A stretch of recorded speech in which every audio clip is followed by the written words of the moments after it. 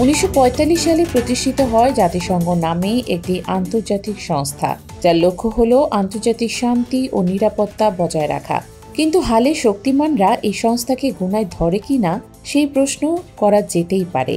দীর্ঘদিন ধরে গাজায় চলা অমানবিকতার বিরুদ্ধে জাতিসংঘ সমর্থিত একটি প্রতিবেদন প্রথমবারের মতো গাজায় দুর্ভিক্ষের কথা স্বীকার করেছে।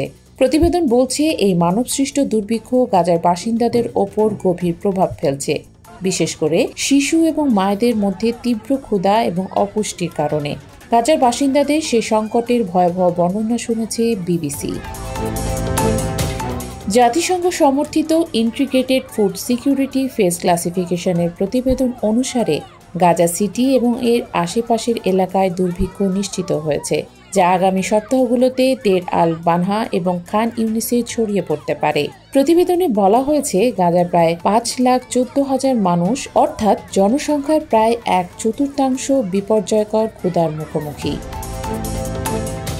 গাজা সিটির বাসিন্দা 5 সন্তানের জননী রিম তৌফিক বিবিসিকে বলেছেন, আমরা 5 মাস ধরে কোনো প্রোটিন খাইনি। আমার 4 মাস বয়সের ছেলেটি জানে না ফলমূল বা সবজির স্বাদ কি। 41 বছর বয়সী এই মা জানান, দুর্ভিক্ষের ঘোষণা দেরিতে এলেও এটি গুরুত্বপূর্ণ। গ্লুটেন অসহিষ্ণুতায় ভোগা আরেকজন বাসিন্দা 47 বছর বয়সী রাজা তালবে বলেন, ঠিকমতো খেতে না পেয়ে তিনি 25 কেজি ওজন হারিয়েছেন। জাতিসংঘের মতে ইসরায়েল গাজায় ত্রাণ প্রবেশের কঠোর বিধিনিষেধ আরোপ করেছে, যা ইসরায়েল অস্বীকার করে। তবে 100টিরও বেশি মানবিক সংস্থা এবং গাজার বাসিন্দারা এই দাবির বিরোধিতা করেছেন।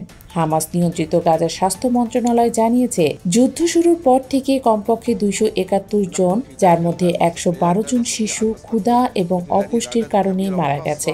এছাড়া ত্রাণ বিতরণের কেন্দ্রে শত শত মানুষ প্রাণ হারিয়েছেন। যেখানে ইসরায়েল ও মার্কিন সমর্থিত গাজা হিউম্যানিটারিয়ান ফাউন্ডেশন কাজ করে।